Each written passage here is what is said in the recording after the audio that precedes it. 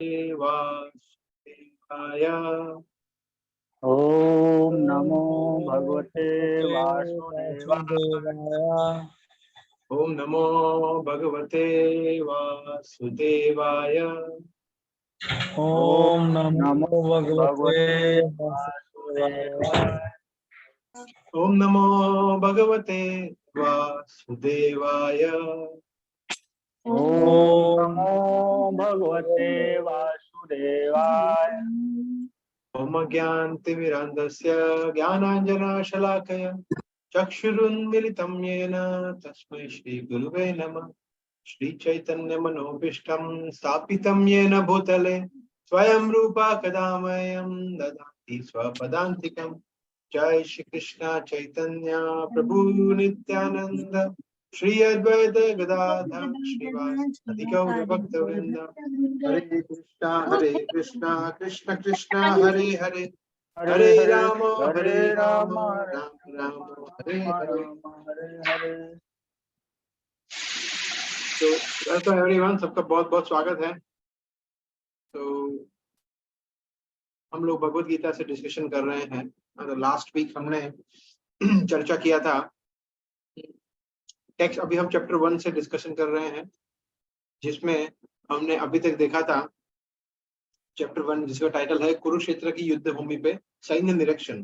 तो जिसमें हम देखते हैं कि सबसे पहले धृतराष्ट्र संजय को पूछते हैं कि भाई क्या किया वहां पे मेरे पुत्रों ने और पांडवों ने क्या किया, मामका और पांडव, इस तरह से। और फिर संजय बताना शुरू करते हैं कि देख, सबसे पहले दुर्योधन जाता है द्रोण के सामने, अपने गुरु के सामने, और वहां जाके बताता है कि देखो मेरी सेना ऐसी है और उन लोगों की सेना कैसी है, हमारे में कितने वीर योद्धा है, उनमें तो कुछ इतना ही है, इस तरह से पूरा। और फिर दूसरा वर्णन आता है किस तरह से अर्जुन कृष्ण को कहते हैं सेनयोर उभयोर मध्य रथम स्थापये में अच्युत। तो हमने उस समय देखा था अच्युत कह के भगवान को संबोधित करते हैं अर्जुन, और कहते हैं कि हे अच्युत, हे कृष्ण, क्योंकि आप अपने प्रॉमिस से कभी मुकरते नहीं है, तो आप अभी मुझे ले जाइए दोनों सेनाओं के बीच, और वहां पे जो जो लोग मुझसे युद्ध करने के लिए आए हैं मुझे उनको देखना है। तो कृष्ण सोच रहे हैं कि देखना क्या होता है, दिख ही तो रहे हैं, आगे जाके क्या अलग दिखेगा। पर एनीवे, एज यू से, फिर अर्जुन के कहने पर भगवान रथ को बीच में ले गए, है ना, दोनों सेनाओं के बीच में। और वहां पर जाकर अर्जुन को जो भी कुछ दिखा, कौन कौन से, और भगवान ने द्रोण और भीष्म के विषय में विशेष करके हमने देखा कि भगवान ने बताया कि देखो द्रोण भी है और भीष्म भी है। तो भगवान चाहते थे कि अर्जुन डायलेमा में आए, पूरा सिचुएशन क्रिएट हो, और ताकि भगवान अपनी दिव्य वाणी बोल सके इस तरह से। और फिर हमने देखा 26 से 27वें श्लोक में कि अर्जुन धीरे धीरे वो परिस्थिति में आते हैं, डायलेमा में वो अभी आ रहे हैं। It's beginning of this dilemma, Arjun के डायलेमा की जस्ट शुरुआत है, तो अभी हम देख रहे हैं। तो अभी हम 28वां श्लोक पढ़ेंगे। तो I was also thinking to share screen time to time with you all, ताकि आप लोग थोड़ा देख भी पाओ, है ना। आई हैव दिस, आप लोग देख पा रहे हैं ना?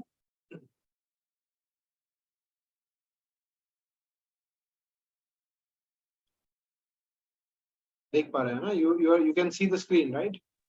Yes Prabhu ji. Okay okay. 28वें श्लोक में कृष्ण कहते हैं, सॉरी, अर्जुन कहते हैं भगवान को, दृष्ट्वेमं स्वजनम कृष्ण युयुत्सम समुपस्थितम सिदन्ति मम गात्राणि मुखम च परिशुष्यति। तो बहुत अभी मतलब जैसे मैंने बताया, अर्जुन अलग अलग कारण बताएंगे, इसमें ये सबसे प्रथम कारण है। और प्रथम कारण के पहले अभी अर्जुन ये एक भूमिका बांध रहे हैं कि सिचुएशन क्या है मेरी, देखो कृष्णा, कि ये दृष्टवेमम, कि मैंने इन लोगों को देखकर, स्वजनम, जो मेरे स्वजन है, मेरे संबंधी है, सब मेरे मामा जी है, गुरु है, मेरे चाचा है, सब मेरे भाई है, मेरे दादा है, इस तरह से। युयुत्सम मतलब जो युद्ध करने के लिए आए हैं, मतलब युद्ध करने के लिए आया है। समुपस्थम मतलब सब आगे इकट्ठा हो गए हैं। तो इस तरह से मेरे स्वजनों को देखकर हे कृष्ण युद्ध करने के लिए आया है। सीदंती, सीदंती मतलब मैं पूरा शरीर, गात्राणी का मतलब होता है हमारी इंद्रिया अलग अलग है ना, शरीर के अंग, हाथ, कान, त्वचा, जीवा, नाक, मतलब पूरे का पूरा मेरा शरीर मतलब कंपन हो रहा है, कांप रहे हैं। मम मतलब मेरा, और कह रहे हैं मुखम, और च मतलब मुख क्या हो रहा है, ड्राई हो रहा है, मतलब सूख रहा है। ऐसा कभी कभी होता है ना कि हम कभी कभी एक्सट्रीम कंडीशन में जब आ जाता है तो मतलब एकदम से मुंह ड्राई हो जाता है, पता ही नहीं चल रहा है क्या बोले क्या नहीं। So mouth is drawing up. Arjun is saying हे Krishna my limbs are quivering, कांप रहे हैं मेरे अंग, और माउथ इज ड्राइंग अप, मेरे मुख जो है वो सूख रहा है। तो ये सिचुएशन है, ये सिचुएशन है अर्जुन की अभी यहाँ पे। तो this is something which is Arjun अभी यहाँ पे बता रहे हैं। और ये ऐसा नहीं है कि अर्जुन सिर्फ झूठ मूठ का बता रहे हैं। प्रभुपाद एक जगह में आज पढ़ रहा था तात्पर्य, तो प्रभुपाद बता रहे हैं एक्चुअली अर्जुन वॉज क्राइंग, हालांकि सिर्फ बोलना ही रह गया था, तो अर्जुन मतलब वॉज लिटरली क्राइंग। और हम जैसे देखेंगे आगे आगे के श्लोक में, फिर अर्जुन कहते हैं तो एक second, let me put the next श्लोक।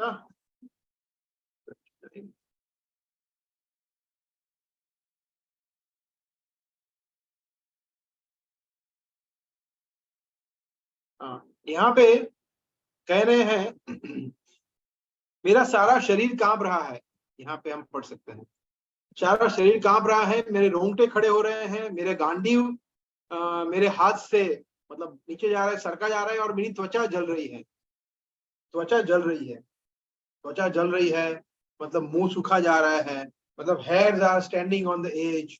गांडीव को मैं होल्ड नहीं कर पा रहा हूँ क्योंकि मेरा पूरा शरीर, मतलब मैं समझ नहीं पा रहा हूँ कि मुझे इन लोगों को मारना है, क्या हो रहा है। तो ये बता रहे हैं अर्जुन की सिचुएशन है। We go to the next shloka, 30th shloka, और फिर उसके बाद हम डिस्कशन करेंगे।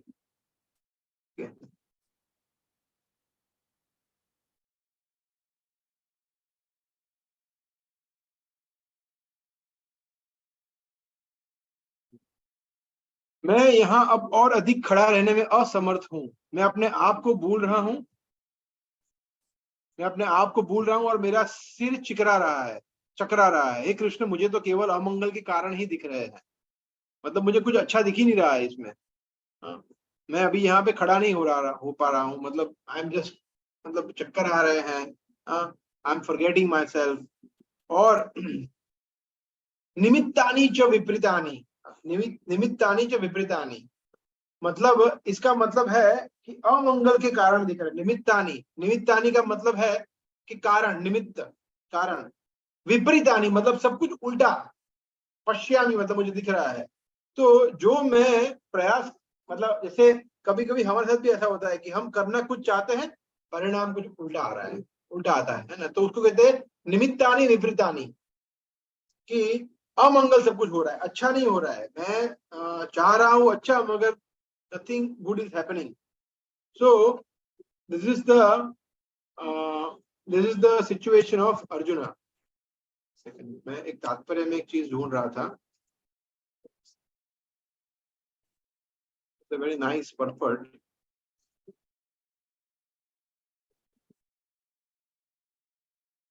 Yes, 28 में तात्पर्य में है, not in 30th. So Prabhupada के तात्पर्य हम पढ़ते हैं, देखिए यहाँ पे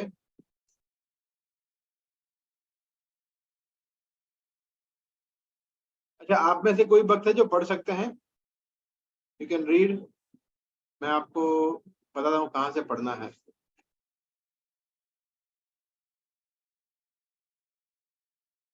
यहाँ से पढ़ना है कितना,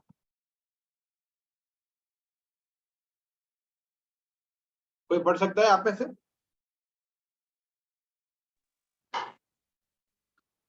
जी प्रभु पढ़े। Yes please. जहां तक उनके अपने सैनिकों का संबंध थे, वह अपने प्रति प्रारंभ से दयालु था कि किंतु विपक्षी दल के सैनिकों की आसन्न मृत्यु को देखकर वह उन पर भी दया का अनुभव कर रहा था, और जब वह इस प्रकार सोच रहा था तो उनके अंगों में कंपन होने लगा और मुंह सूख गया। उन सबको युद्ध विमुख देखकर उसे आश्चर्य भी हुआ। प्रायः सारा कुटुंब अर्जुन के सगे संबंधी उससे युद्ध करने आए थे। यद्यपि इसका उल्लेख नहीं है कि किंतु तो भी सहज अनुमान लगाया जा सकता है कि न केवल उसके अंग कांप रहे थे और मुंह सूख रहा था, अपितु वह दयावश रुदन भी कर रहा था। अर्जुन में ऐसे लक्षण किसी दुर्लभता के कारण नहीं, अपितु हृदय की कोमलता के कारण थे, जो भगवान के शुद्ध भक्त का लक्षण है। ओके, थैंक यू प्रभु। सो जैसे हमने देखा, प्रभुपाद यहाँ बता रहे हैं कि मतलब ये स्वाभाविक है कि इतना सब कुछ होने के पश्चात अर्जुन रो भी रहा था, रुदन भी कर रहा था दया के वश में आकर। और अर्जुन दुर्बल नहीं था, जैसे हमने लास्ट सेशन में चर्चा किया था, अर्जुन के सामने बड़े बड़े दिग्गज खड़े नहीं रह सकते थे। अर्जुन इन लोगों से डर नहीं रहा था, क्षत्रिय थे Arjun. Arjun was the warrior. Arjun डर नहीं रहे थे। अर्जुन मतलब भगवान के भक्त होते हैं, बहुत सॉफ्ट हार्टेड होते हैं, बहुत ही कोमल हृदय के होते हैं। वो किसी को अकारण किसी को हानि पहुंचाना, हिंसा करना उनका स्वभाव नहीं होता है। इस वजह से for that reason Arjun was affected. Arjun इस कारण से इतने, तो ये यहाँ पे हम देखते हैं फर्स्ट कारण है। और यहाँ पे प्रभुपाद एक सुंदर श्लोक कहते हैं, ये बहुत सुंदर श्लोक है, समझ चाहूंगा। ये भागवतम का श्लोक है ना, से आपको दिख रहा है यहाँ पे। भागवतम में बताया है, यस्यास्ति भक्ति भगवती अकिंचना सर्वे गुणे तत्र समासते सुराः हराव अभक्तस्य कुतो महद्गुण मनोरथेन साति धावतो बहि। यस्यास्ति भक्ति भगवती अकिंचन मतलब जिस व्यक्ति में भगवान की अकिंचन मतलब एकदम पक्की वाली, एकदम अनन्य भक्ति जो भक्त में प्रकट होती है, सर्वे गुणे तत्र समासते सुराः उसमें सभी देवताओं वाले गुण प्राप्त हो जाते हैं। हरा और फिर नेक्स्ट लोग बता रहे हराव अभक्तस्य, जो हरि का अभक्त है, जो भक्त नहीं है, उसमें कोई कुतो महद गुण, उसमें कोई अच्छा महान गुण कहां से आ सकता है, क्योंकि वो भगवान का भक्ति नहीं है। चाहे वो बहुत बड़ा बिलियनर हो, वो सेलिब्रिटी हो, वो स्पोर्ट्स पर्सन हो, नेता हो, चाहे सो कॉल्ड धार्मिक कोई गुरु हो, अच्छा फिलोसोफर हो, मोटिवेशनल स्पीकर हो, कुछ भी हो, मगर वो भगवान का भक्त नहीं है तो उसमें कोई अच्छा गुण कैसे हो सकता है। मनोरथेन साति धावतो बहि, वो अपने मन के कॉन्कॉक्शन से सब कुछ काम करता है, मुझे जो लगता है वो सही है, इस तरह का। तो क्योंकि अर्जुन भगवान के अनन्य भक्त थे, उसमें ऑलरेडी देवताओं वाले गुण प्रकट हो गए थे, जिसमें से एक गुण है दया, कंपैशन, जो एक भक्त का गुण होता है ना, एक भक्त का गुण होता है। जब जैसे आप लोग को जब journey of self discovery course के लिए रजिस्टर किया तो बहुत सारे रीजन थे, उसमें से एक मुख्य रीजन था कि भक्तों को दया आती है बद्ध जीवों पे, कि ये भक्त अरे ये सब संसार में फंसे हुए हैं, उनको भगवत गीता का श्रवण करना चाहिए, उनको हरे कृष्ण महामंत्र का जप करना चाहिए, उनको JOSD कोर्स रजिस्टर करना चाहिए। चलिए मैं उनके पास जाता हूँ, उनको रिक्वेस्ट करता हूँ, हाथ जोड़ के प्रणाम करता हूँ, प्लीज आप ये 6 दिन का कोर्स है, इसमें रजिस्टर करिए। ये क्यों? क्योंकि वो दया है, कंपैशन है कि एक बद्ध जीव है, संसार में फंसा पड़ा है, उसको भगवान के चरणों में, श्री चरणों में, कृष्ण के श्री चरणों में ले जाना है, उसको वैकुंठ अपने धाम वापस ले जाना है। ये हेतु से आपका रजिस्ट्रेशन किया गया। तो यहाँ पे भी हम देखते हैं कि भगवान के भक्त होने के कारण अर्जुन दया के वश में आकर बोले कि मैं क्या इनको मारूं, क्यों मारूं मैं, ये मतलब ये जीव है भगवान, आपके सब दास है, मैं उनको क्यों मारूं। इस तरह से Arjun was saying in that spirit, है ना, ये हमें समझना है। फिर देखा हमने जैसे कि नेक्स्ट श्लोक में कृष्ण कहते हैं कि सॉरी अर्जुन कहते हैं कि मेरे हाथों से गांडीव छूट रहा है वगैरह वगैरह। और फिर वो कहते हैं निमित्तानि पश्यामि च विपरीतानि, निमित्तानि च विपरीतानि, के मुझे सब अमंगल के कारण लग रहे हैं। तो निमित्तानि च विपरीतानि का अर्थ ये होता है, और हमारे साथ ऐसा ही होता है। अर्जुन के साथ जो होता है ना, हुआ है ना अभी, हमारे साथ बिल्कुल ऐसा ही होता है डेली। हम करना कुछ चाहते हैं, होता कुछ और जाता है। हम कमाना चाहते हैं 50 करोड़ रुपया या 1 करोड़ रुपया, 50 लाख रुपया, मिलता नहीं है। हम एंजॉय करना चाहते हैं अपने परिवार के साथ, पति पत्नी के साथ, होता नहीं है। हम चाहते हैं कि हम शांत रहे, सुखी रहे, होता नहीं है। हम चाहते हैं कि हमें ये प्रकार का खाना प्राप्त हो, हम इस तरह से हमारे इंद्रियों को संतुष्ट करें, होता नहीं है। हम चाहते हैं कि हम सभी से अच्छा व्यवहार करें, सब हमसे प्रेम करें, होता नहीं है। हमें धोखा मिलता है, हमें ये होता है। इसको कहते हैं निमित्तानि च विपरीतानि। हम चाहते कुछ और है, वो कुछ और जाता है। क्या, क्यों ऐसा होता है? क्योंकि इसका रीजन है कि हम स्वार्थी बन रहे हैं। हम सिर्फ और सिर्फ हमारी इंद्रियों को संतृप्त करना चाहते हैं। That is the main reason. निमित्तानि च विपरीतानि क्यों होता है? क्योंकि हम अभी शरीर के स्तर पर रह रहे हैं। हम लोग समझ नहीं पा रहे हैं कि हम शरीर नहीं है, हम आत्मा है। जीवेर स्वरूप होय नित्य कृष्ण दास। हम कृष्ण के दास है, कृष्ण के सेवक है, हम ये शरीर नहीं है। तो क्योंकि अभी हम ये समझ नहीं रहे हैं, इसलिए सब कुछ ये हो रहा है। The moment we realise that yes, मैं शरीर नहीं हूं, मैं तो आत्मा हूं, मुझे कृष्ण की सेवा करनी है, मैं तो उनकी सेवा करने के लिए हूं, और ये आत्मा का स्वभाव है सेवा करना, प्रेम करना, सुखी होना, राइट। एंड देन स्लोली फिर हम भक्ति योग में जुड़ते हैं, भक्तों के संग में आते हैं। धीरे धीरे धीरे विपरीतानि नहीं होता है। फिर जो हम इच्छा करते हैं ऐसा होता है, शांति मिलती है, सुख मिलता है, इस तरह से। सो अर्जुन भी अभी वही स्टेज पे है, अपने इंद्रियों को देख, अपने विषय में सोच रहे हैं कि मुझे दुख होगा, मुझे दया आ रही है। कृष्ण क्या चाहते हैं वो नहीं सोच रहे हैं। इसलिए क्या हो रहा है? निमित्तानि च विपरीतानि। जो सोच रहे हैं उससे अमंगल हो रहा है, कुछ और हो रहा है। अभी जैसे जैसे हम आगे देखेंगे, जब पूरा गीता आगे बढ़ेगा, फिर अर्जुन समझेंगे कि नहीं नहीं नहीं नहीं, जीवन का लक्ष्य है, मेरा कार्य है कि कृष्ण का स्मरण करते हुए युद्ध करना है। माम अनुस्मर युद्ध च, कृष्ण का स्मरण करना है, कृष्ण की भक्ति करना है और युद्ध करना है। तो हमें भी कृष्ण की भक्ति करनी है और हमारा जॉब बिजनेस जो भी है वही करना है। तो जब हम इस तरह से कार्य करते हैं, फिर धीरे धीरे हम फोकस कर पाते हैं, फिर धीरे धीरे हमें शांति मिलती है। तो ये बहुत इंपॉर्टेंट मैसेज है जो हमें समझना है। प्रहलाद महाराज जैसे भागवत में बताते हैं, ये बहुत ही प्रसिद्ध श्लोक है, नते विदु स्वार्थ गतिम हि विष्णु दुराशया ये बहिरर्थ मानिना अंधा यथांधैर उपनीयमानास ते अपि तत्र उरुदाम निबद्ध। प्रहलाद महाराज कहते हैं नते विदु स्वार्थ गतिम हि विष्णु। न ते विदु, न मतलब नहीं जानते, ते मतलब वो लोग, हमारी बात कर रहे हैं, वो लोग मतलब और कोई नहीं, हमारी बात कर रहे हैं। वो लोग नहीं जानते क्या? विदु मतलब जानना, वेद, वेद मतलब ज्ञान, तो वहां से आ रहा है शब्द विदु। विदु मतलब जानना। न ते विदु, वो लोग जानते नहीं है क्या? स्वार्थ। स्वार्थ क्या है? उनका हित क्या है? हित क्या है? तो हित है या हमारा स्वार्थ गतिम, गतिम क्या है? हमारा वास्तव में लक्ष्य क्या होना चाहिए जीवन का? वो है विष्णु। ये जानते नहीं है अभागे लोग, बेचारे हम लोग हैं वो सब। हम जानते ही नहीं है कि हमारा लक्ष्य क्या है। जैसे आप सभी लोग अग्री करेंगे, है ना, ऑनेस्टली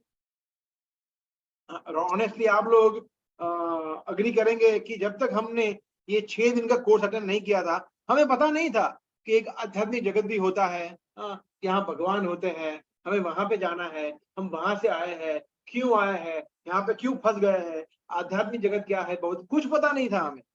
सो हमारा जो परम लक्ष्य विष्णु है, कृष्ण है, नारायण है, ये हमें पता नहीं था। ये फैक्ट है। प्रहलाद महाराज फैक्ट बोल रहे हैं।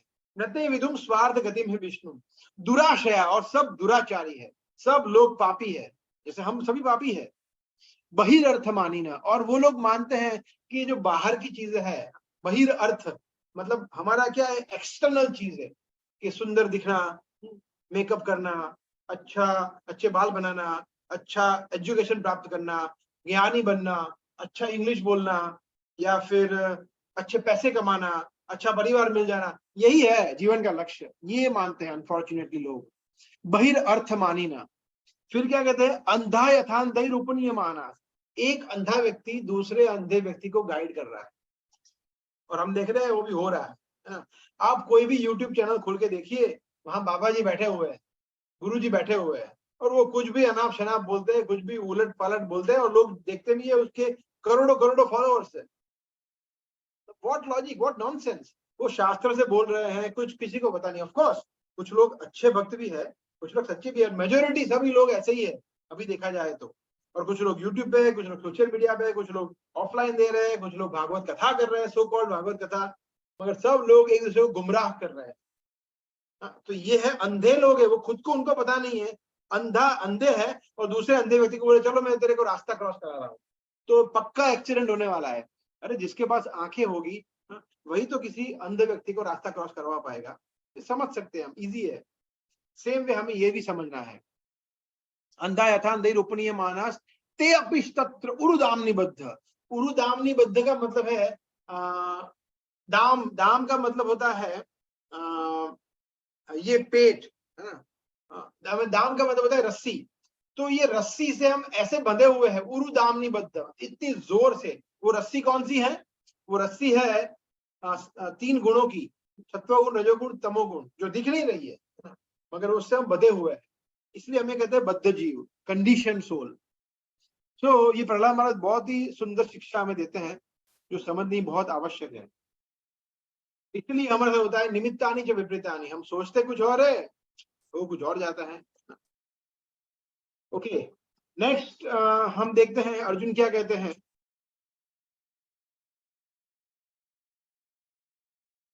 अर्जुन कहते हैं, हे कृष्ण, इस युद्ध में मैं अपने ही स्वजनों का वध करने से न तो मुझे कोई अच्छाई दिखती है, और न मैं उसमें किसी भी प्रकार का विजय, राज्य या सुख की इच्छा रखता हूं।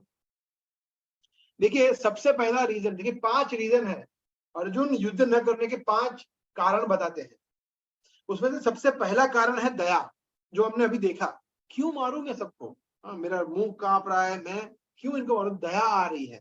दया के वश में आकर अर्जुन बोल रहे हैं। 28 से 30वें श्लोक में ही हमने देखा। फिर 31वें श्लोक से 35वें श्लोक तक 5 श्लोक में दूसरा कारण हमें देखने को मिल रहा है, जो है कि मुझे इस तरह से सुख प्राप्त नहीं करना है। मुझे इनको मार के मुझे कहाँ सुख मिलने वाला है, या फिर एक तरह से देखा जाए तो मुझे इस तरह से दुखी दुख मिलने वाला है। तो ये बता रहे हैं अर्जुन कि इस युद्ध में मैं अपने स्वजनों का वध करने से न तो मुझे अच्छाई दिखती है, न मैं उसमें किसी भी प्रकार का विजय, राज्य, सुख की इच्छा रखता हूं। ठीक है, तो यहाँ पे प्रभुपाद तात्पर्य में लिखते हैं बड़े सुंदर चीज।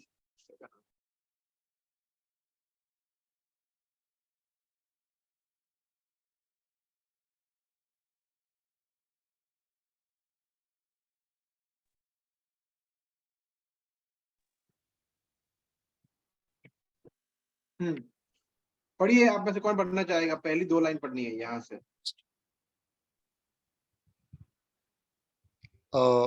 प्रभु जी मैं पढ़ सकता हूँ? Please please please. या यह जाने बिना कि मनुष्य का स्वार्थ विष्णु या कृष्ण में है, सारे बुद्धिजीव शारीरिक संबंधों के प्रति यह सोचकर आकर्षित होने हैं कि वे ऐसी परिस्थितियों में प्रसन्न रहेंगे। ऐसी देहात्म बुद्धि के कारण वे भौतिक सुख के कारणों को भी भूल जाते हैं। अर्जुन तो क्षत्रिय का नैतिक धर्म भी भूल गया था। यस यस, कहा जाता। ठीक है, थैंक यू। देखिए यहाँ पे ये बता रहे हैं कि हम लोग ये समझ नहीं रहे हैं कि हमारा स्वार्थ। Sorry, can you mute from yourself?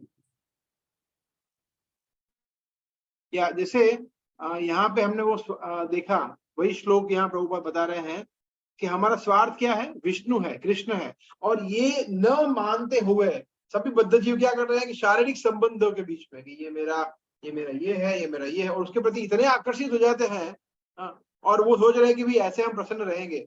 मगर ऐसे में भी वो प्रसन्न नहीं रहते हैं, वो भी पॉसिबल नहीं है ना। हम देखते हैं कि कभी कभी ऐसा होता है कि हमारे बहुत नजदीक के लोग भी हमें धोखा देते हैं, या बहुत जिससे हम बहुत प्रेम करते हैं, या जिससे हमें बहुत आशा है, वो हमारे साथ कुछ दगा करता है, फाइनेंशियल, इमोशनल, कोई भी तरीके से, राइट।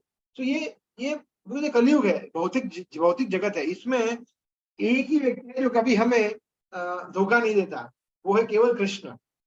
और सभी व्यक्ति, हम किसी पे भरोसा नहीं कर सकते, बिकॉज वो सभी बद्ध जीव है ना। तो बद्ध जीव का हमने देखा था चीटिंग प्रोपेंसिटी, धोखा देना, ये उनका एक स्वभाव है बद्ध जीव का, तो उसमें कुछ नहीं हो सकता। तो यहाँ पे अर्जुन इस तरह से बता रहे हैं।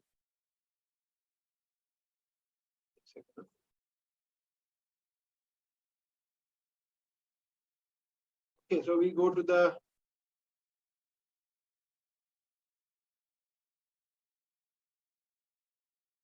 next shloka, 52nd.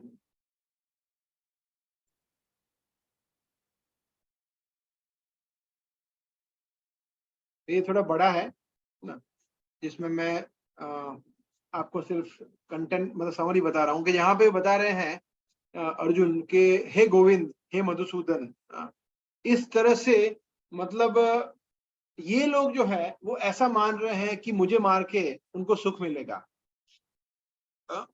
और वो लोग मुझे इसलिए मुझे मेरे से युद्ध करने के लिए आए हैं ये लोग। मगर ये मेरे गुरु है, मेरे पिता समान है, मेरे पुत्र समान है, पितामह भी है, मामा है, ससुर है, पौत्रगण, साले, अन्य सारे संबंधी है, वो अपना धन प्राण सब कुछ देने के लिए मेरे समक्ष खड़े हैं, परंतु फिर भी मैं उनको क्यों मारूंगा? भले ही वो मुझे मार दे, मुझे कोई प्रॉब्लम नहीं है, वो मुझे मार दे चलेगा, परंतु कहते हे जनार्दन, फिर कृष्ण कहते हे जनार्दन, मैं इन सब से युद्ध नहीं करूंगा, भले ही बदले में मुझे तीनों लोग क्यों न मिले। तो यहाँ क्या बता रहे हैं?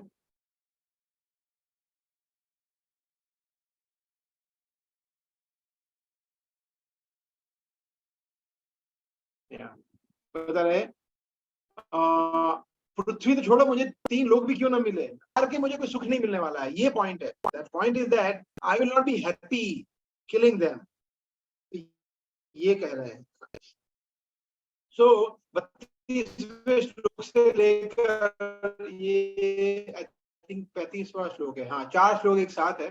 तो ये 31 से 35वें श्लोक में, ये 5 श्लोक में अर्जुन ये बताने का प्रयास कर रहे हैं कि मुझे इनको मारना नहीं, इनको मार के मैं सुखी नहीं होगा, मुझे कोई सुख नहीं मिलेगा। जनरली हम देखते हैं कि हम जनरली हमारे परिवार के साथ सुख को एंजॉय करना चाहते हैं, है ना। जैसे फॉर एग्जांपल समझ लीजिए कि आपके जॉब में प्रमोशन हुआ, है ना, कोई जॉब करे, उसकी जॉब में प्रमोशन हुआ, तो सबसे पहले आप क्या करेंगे? सबसे पहले आप फोन करेंगे अपने घर पे, अपने पिताजी को बताएंगे, अपने माताजी को बताएंगे, अपनी बीवी को बताएंगे कि अरे अभी मैं आज से मैनेजर हो गया, या मैं अभी वाइस प्रेसिडेंट हो गया, या मेरा सैलरी में मुझे 20% इंक्रीमेंट मिला, अप्रेजल मिला, या फिर मेरा रिजल्ट आ गया, मुझे 90% रिजल्ट आया। सबसे पहले हम परिवार को याद करते हैं, ये स्वाभाविक है, राइट। हम क्या करेंगे, हम अभी थोड़ा हालांकि सिचुएशन बदल गया है, अभी सबसे पहला व्यक्ति क्या करेगा, सोशल मीडिया पे बताएगा, है ना, सबको कि भाई ये हुआ है मेरे साथ। But anyway the inclination is कि हम परिवार के साथ हमारे सुख को बांटना चाहते हैं। तो ये अर्जुन ये बता रहे हैं कि अगर कोई परिवार रहेगा ही नहीं तो मैं सुख बांटूंगा किसके साथ, है ना। ऐसा ही होने वाला है, और ऐसा हुआ भी, कोई बचा ही नहीं। सिर्फ पांडवों को छोड़ के कोई बचा ही नहीं, सब चले गए। तो अर्जुन बोले कि मैं और एक्चुअली आप भागवतम पढ़ेंगे तो युधिष्ठिर महाराज इतने दुखी थे युद्ध होने, क्योंकि वो समझ रहे सब कुछ मेरी वजह से हुआ है, मैं एक अकेला इतना। युधिष्ठिर महाराज हालांकि भगवान के परम भक्त है, वो भक्त होने के वश विनम्रता के कारण ये सोच रहे हैं कि सब कुछ मेरे कारण हुआ है। एकमात्र मैं इतना लोभी था, इतना भोगी था, मुझे राज्य चाहिए था। देखो कितने शवों को मैंने बिछा दिया, कितने लोगों को मैंने विधवा कर दिया, कितनी महिलाओं को, और कितने घर उजाड़ दिए, सब कुछ मेरी वजह से हुआ है, सबका जिम्मेदार मैं हूं। हालांकि ऐसा था नहीं, मगर युधिष्ठिर महाराज एक भक्त होने के कारण विनम्रता के वश में आकर सोच रहे और दुखी है, तो ये दुख तो होना ही है, क्योंकि सभी परिवार वाले चले गए, उनके चाचा धृतराष्ट्र, एक भी पुत्र बचा नहीं। आप सोचिए कितना बड़ा दुख है, एक भी पुत्र बचा नहीं। So the point is that Arjun का जो ये, अगर हम देखें फर्स्ट चैप्टर, तो हमें सच में लगे कि नहीं, बात तो अर्जुन सही बोल रहा है, युद्ध तो नहीं करना चाहिए, क्यों युद्ध करें। देखिए दया भी बात सही बात है, क्यों मारे। फिर अभी और भी देखें आप, बहुत सॉलिड रीजन दे रहे हैं अर्जुन, एकदम वैलिड रीजन। हमें लगे कि यार क्या बात है, बात तो सही है। अर्जुन एक एक जो कारण दे रहे हैं एकदम 100% कन्विंसिंग कारण है। हाँ, फिर भी जब कृष्ण बोलने का शुरुआत करेंगे तो अर्जुन के सभी कारणों को मतलब एक करके एक कृष्ण काटते हैं। तो हम देखेंगे सेकंड चैप्टर में, देखेंगे सेकंड चैप्टर में कृष्ण बोलना शुरू करेंगे, वहां से देखेंगे। तो यहाँ तक हमने देखा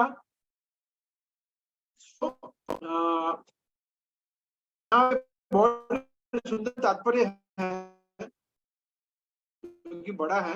आप पढ़ सकते हैं बाद में, बट आई थिंक एक सेकंड, या सो बेसिकली मैं आपको सिर्फ बता रहा हूं, यहाँ पे जैसे हमने देखा श्लोक में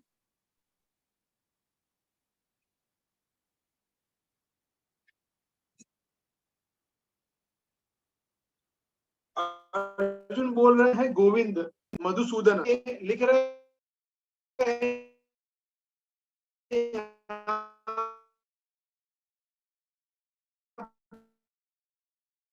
कृष्ण और गोविंद कह रहे हैं। गोविंद का मतलब क्या है? गो का मतलब होता है, देखिए संस्कृत में अलग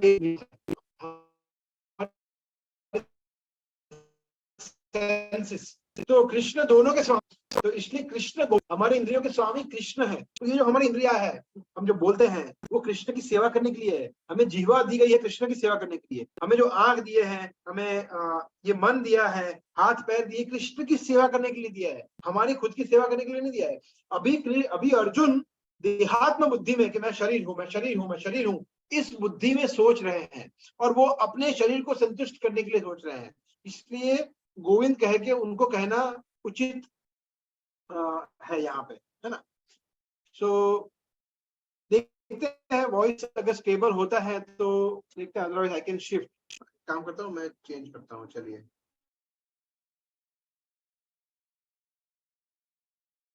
hopefully that should be okay then.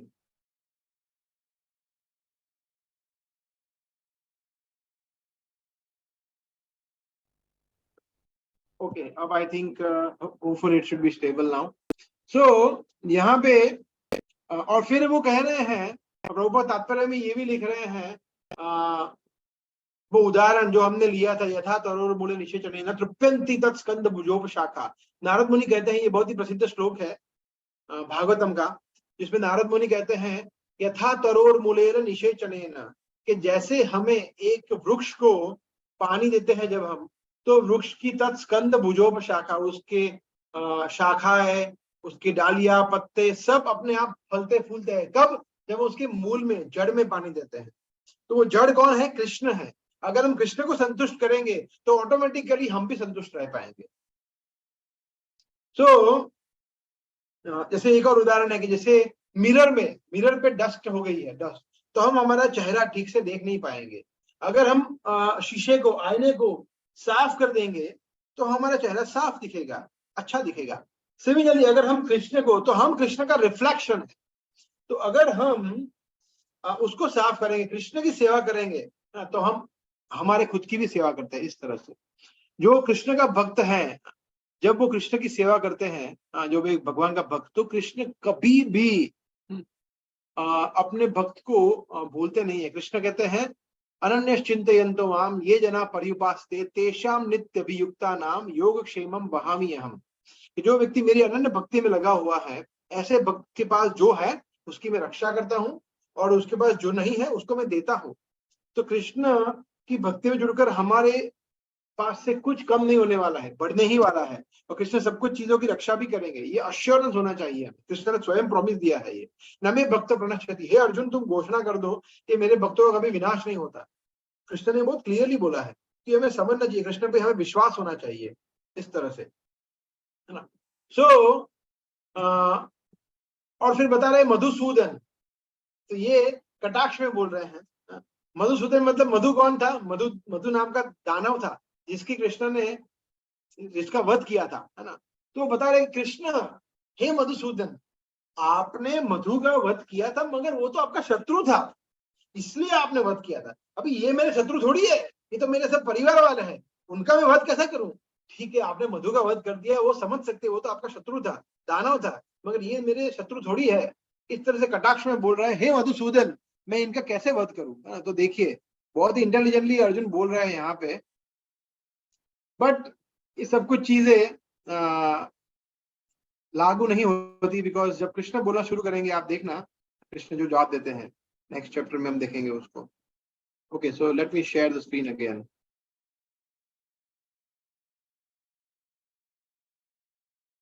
अभी तीसरा कारण अर्जुन बता रहे हैं। पहला कारण है, ये कारण हम सबको याद रखना है। पहला कारण है दया के वश में आकर। दूसरा कारण है कि अर्जुन सुख की इच्छा नहीं करना चाहता उनके बगैर, वो हो जाएगा मुझे क्या सुख मिलेगा, इस तरह से। तीसरा है पाप कर्मों का भय, कि पाप लगेगा मुझे, पाप, ऐसा, है ना। तो वो है। तो यहाँ पे बता रहे हैं, यदि हम ऐसे आतताइयों का वध करते हैं तो हम पर पाप चढ़ेगा। अभी ये नया फिलोसॉफी लेकर आए हैं अर्जुन, हालांकि ऐसा होता नहीं है, मगर अभी देखिए जब दया होती है, जब मन भ्रमित हो जाता है, तो सब उल्टा फुल्टा मगज हमारे मन में आता है, जो कि है नहीं। तो अभी बता रहे हैं, जब हम आतताइयों का वध करते हैं तो हम पर पाप लगेगा। अतः यह उचित नहीं होगा कि हम धृतराष्ट्र के पुत्रों तथा उनके मित्रों का वध करें। हे लक्ष्मीपति कृष्ण, हे माधव, माधव बता रहे हैं, इससे हमें क्या लाभ होगा और अपने ही कुटुंबियों को मारकर हम किस प्रकार से सुखी हो सकते हैं, ये बता रहे हैं। देखिए अर्जुन अभी अलग अलग लॉजिक बता रहे हैं। देखिए यहाँ पे तात्पर्य है जो पढ़ सकते हैं, फर्स्ट 2 लाइन कौन पढ़ना चाहेंगे? यहाँ से प्रभु जी मैं पढ़ सकती हूँ? Yes yes yes please. वैदिक आदेश अनुसार आतताई 6 प्रकार के होते हैं। 1 विष देने वाला, 2 घर में अग्नि लगाने वाला, 3 घातक हथियार से आक्रमण करने वाला, 4 धन लूटने वाला, 5 दूसरों की भूमि हड़पने वाला तथा 6 पराई स्त्री का अपहरण करने वाला। ऐसे आतताइयों का तुरंत वध कर देना चाहिए, क्योंकि इनके वध से कोई पाप नहीं लगता। Okay okay okay, thank you, yes, इतना ही।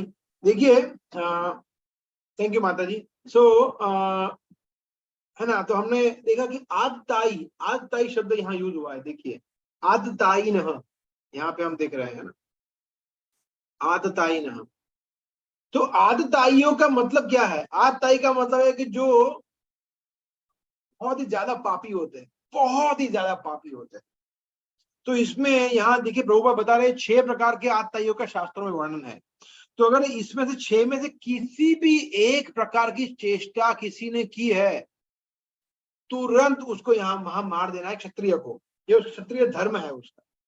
और यहाँ पे अर्जुन बोल रहे हैं पूरा उल्टा, कि मैं आतताइयों का वध करूंगा फिर भी मुझे पाप लगेगा। अब ये कैसे हो गया? आतताइयों का वध करना यही तो क्षत्रिय धर्म है, तो उसमें पाप कहां से आया? और देखिए आतताई के आप सुनिए, है ना, कौन कौन से? सबसे पहला है विष देने वाला, विष देने वाला। तो क्या पांडवों को कौरवों ने विष दिया था? हाँ, भीम को दिया था, यस। दूसरा, घर में अग्नि लगाने वाला, क्या घर में अग्नि लगाई थी? हाँ, लाक्षागृह में अग्नि तो लगाई थी। घातक हथियार से आक्रमण करने वाला, ये आक्रमण करने तो आए हैं। धन लूटने वाला, धन लूट लिया, अरे पूरा प्रॉपर्टी सब कुछ युवा में सब उन्होंने कूटनीति से गलत तरीके से ले लिया। फिर दूसरों की भूमि हड़पने वाला, वो भी किया है, पूरा उनका साम्राज्य ले लिया है। और पराई स्त्री का अपहरण करने वाला, उन्होंने अपहरण नहीं, उन्होंने तो क्या किया द्रौपदी माता के साथ। तो उन्होंने 1 नहीं 2 नहीं, सभी प्रकार के पाप कर्म कर लिए थे। तो उनका वध करना तो 100% उचित होता है। कौरव से ज्यादा बड़े आतताई तो कौन हो सकते, उन्होंने सब कुछ किया। दुर्योधन ने जो नहीं करना था सब कुछ कर लिया। ये जो छह चीज लिखी है सब कुछ किया है। तो इस तरह से हमें समझना है। तो क्षत्रिय को तो क्या है कि इमीडिएटली एग्रेसर को मार ही देना। एग्रेसर बोलते हैं उसको अंग्रेजी में, एग्रेसर। वो हम एग्रेसिवली अटैक करते हैं, अग्रेसिवली सब कुछ करते हैं, है ना। तो देखिए जैसे भगवान रामचंद्र ने भी एक ऐसे आतताई, है ना। कौन था आतताई, वो कौन बताएगा? आतताई रामायण में कौन था आतताई? सॉरी, रावण। रावण ने क्या किया था? इसमें से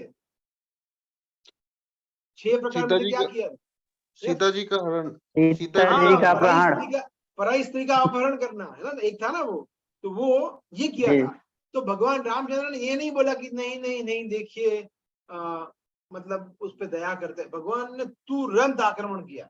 हालांकि उसको अवसर दिया शरण में आने का, क्योंकि वो प्रभु है, मगर छोड़ा नहीं उसको। जब रावण ने बोला कि नहीं, तो फिर उसको मारा। तो क्षत्रिय धर्म है ना। तो भगवान रामचंद्र कोई कायर नहीं थे, वो तो भगवान है। उसको क्या है, वो डर नहीं रहे थे, मगर वो दया के वश में बोल रहे थे कि भाई देखो, तुम्हें शरण में आ रहा हो तो अभी तुम्हें क्षमा कर सकता हूँ। मगर भगवान जानते थे कि ये जय विजय में से है, ये और कुंभकर्ण दोनों को मारना ही है मुझे। तो भगवान बड़े लीला कर रहे थे, है ना। अंगद को भेजना था, हनुमान जी को भेजना था, शांति प्रस्ताव हनुमान जी से लंका जलवानी थी, सब कुछ करना था। That was part of lord Ramachandra's plan. इस तरह से हम देखते हैं। ओके, आगे वाले श्लोक देखते हैं। 37, 38। नेक्स्ट श्लोक में अर्जुन कहते हैं, 37 श्लोक में, दोनों श्लोक साथ में है। हे जनार्दन, यद्यपि लोभ से अभिभूत चित्त वाले, लोभ से अभिभूत चित्त वाले, है ना। यहाँ बता रहे लोभ अपहत चेतस, लोभो अपहत चेतस। अपहत का मतलब है कि चेतना दूषित हो गई। अपहत मतलब दूषित, और लोभ से चेतस मतलब चेतना, चेतना में सिर्फ लोभ है, बस ले लेना है, ले लेना है, ले लेना है। तो ऐसे यद्यपि ऐसा है, फिर भी अपने परिवार को मारने या अपने मित्रों से द्रोह करने में कोई दोष नहीं देखते, ये लोग नहीं देखते। परंतु हम लोग जो परिवार को विनष्ट करने में अपराध देख सकते हैं, ऐसे पाप कर्मों में प्रवृत्त क्यों हो। तो यहाँ पे वो कंक्लूड करते हैं कि भाई मेरे को, मैं तो, मुझे तो पाप लग रहा है, ऐसा मुझे लग रहा है, तो मैं युद्ध नहीं करना चाहता, इस तरह से, है ना। ओके, अभी ये तीसरा कारण है। अभी हम देखते हैं नेक्स्ट श्लोक में अर्जुन क्या कहते हैं। अभी चौथा कारण बताने वाले हैं। चौथा कारण है कुल का विनाश। कुल का विनाश होने वाला है। देखिए, कुलक्षय प्रणश्यन्ति कुल धर्मा सनातनाः धर्मे नष्टे कुलम कृत्स्नम अधर्मो अभिभवति उत। देखिए यहाँ बता रहे हैं कुलक्षय। कुलक्षय मतलब जैसे ही कुल का नाश हो जाएगा, और हम समझ सकते हैं कि युद्ध में क्या होता है, वही तो होता है, कुल का नाश ही होने वाला है। मतलब सभी, और ये तो महायुद्ध था, महाभारत था, इतना बड़ा युद्ध था कि जिसमें इतने करोड़ों करोड़ों योद्धाएं मारे जाने वाले थे कि किसी का भाई, किसी का बेटा, किसी का पिता, कोई ना कोई तो मरने ही वाला था। तो कुलक्षय, कुल का विनाश होने पर प्रणश्यन्ति विनष्ट हो जाता है। क्या? कुल धर्मा, जो पारिवारिक धर्म है, उनकी परंपरा है, उनके धार्मिक सिद्धांत है, वो सब नष्ट हो जाएंगे। प्रणश्यन्ति, धर्मे नष्ट। और फिर अगर धर्म ही नष्ट हो गया, तो क्या होगा? कृत्स्नम, कृत्स्नम का मतलब होता है संपूर्णतः। अधर्म व्याप्त हो जाएगा। कृष्ण, आप समझ नहीं रहे हैं। मैं इनको मार तो दूं, सैनिकों को, इनको, मगर इनके नष्ट हो जाने से पूरा उनका कुल नष्ट हो जाएगा, और ये सबका पाप मुझे लगेगा। और ये सब मेरे लोग हैं, मेरे ही परिवार के लोग हैं। उत मतलब लोग ऐसा कहते हैं, ऐसा कि फिर क्या होता है कि फिर पूरा अधर्म फैल जाता है। तो हे कृष्ण, ऐसे जघन्य पाप में हम क्यों जुड़े, इस तरह से। ये इसमें एक और तात्पर्य में पढ़ना है हमें, ये पूरा तात्पर्य पढ़ना है। कोई पढ़ सकता है आप में से?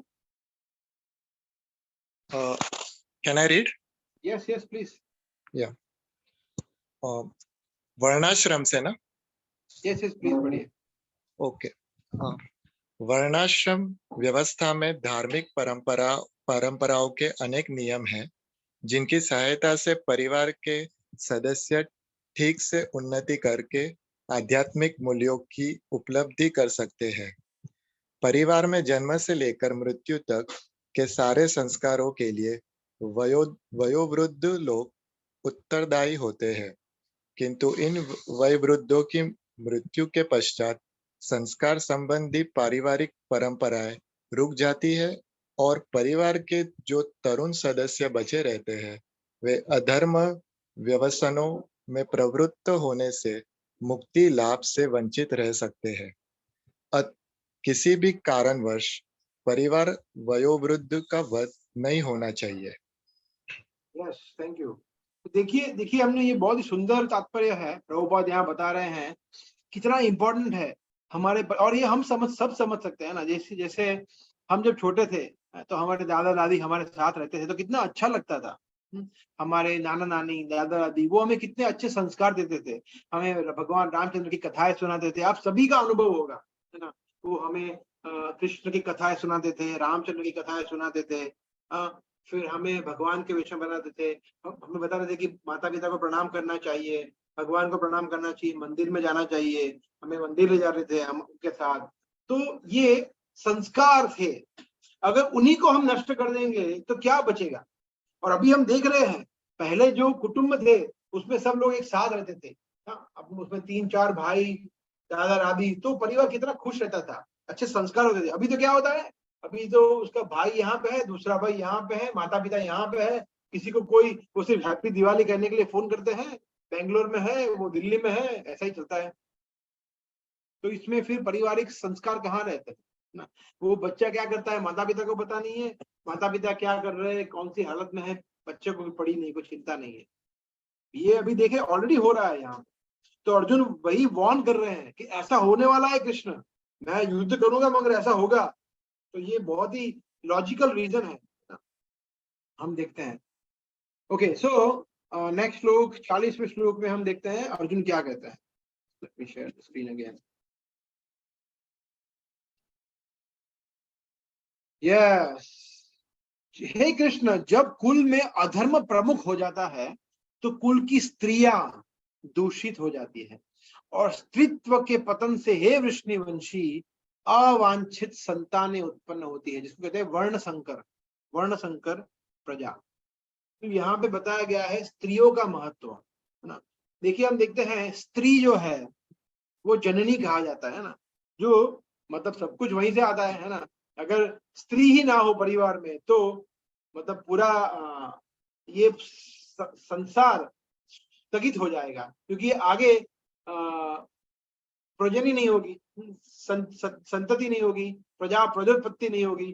तो स्त्री की भूमिका बहुत इंपॉर्टेंट है। स्त्री को हमारे सभी वैदिक शास्त्रों में बहुत ही ऊंचा पदवी दी गई है ना।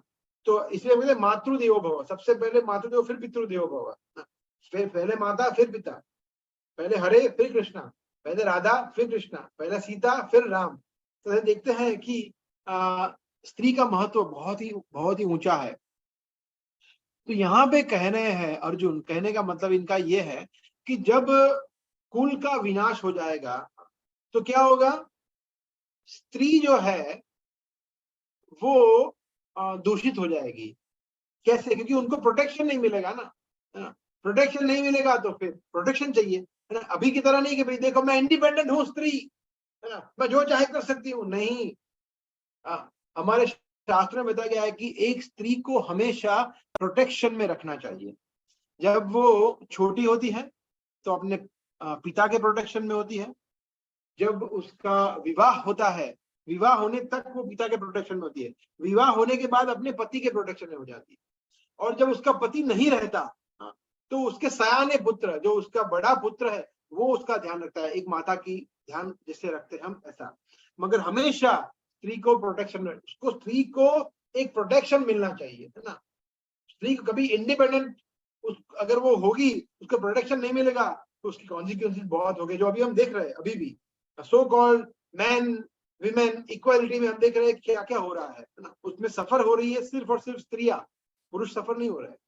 तो स्त्री को प्रोटेक्शन मिलना बहुत जरूरी है। और यहाँ पे अर्जुन ये बता रहे हैं कि ये सभी लोग युद्ध करने के लिए आए हैं, वो स्त्री का प्रोटेक्शन कर रहे हैं। अगर मैं इनको मार लूंगा तो कुल का विनाश हो जाएगा, अधर्म प्रदान हो जाएगा, और क्या होगा, स्त्री दूषित हो जाएगी, और फिर उससे जो प्रजा उत्पन्न होगी उसको कहते हैं वर्ण संकर।